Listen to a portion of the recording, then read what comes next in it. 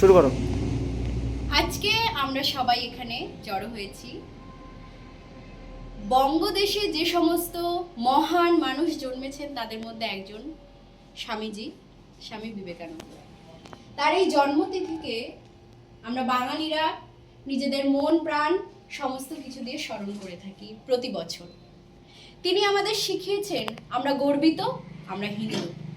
তার যে পথ, তার যে মত, আজকের পশ্চিমবঙ্গে আমরা দেখতে পাচ্ছি সেই মত এবং পথ দুই ধ্বংস হয়ে যাচ্ছে। তাই সেই ধ্বংসর থেকে বাঁচানোর জন্য ভারতীয় জনতা পার্টি এবং আমাদের যে যুব সমাজ রয়েছে সেই যুব সমাজ এগিয়ে এসেছে, তাদেরই প্রতিনিধিরা এখানে দাঁড়িয়ে আছে। তো তাদেরকেও বিনম্র শ্রদ্ধা জানাই আমার বক্তব্যের মাধ্যমে।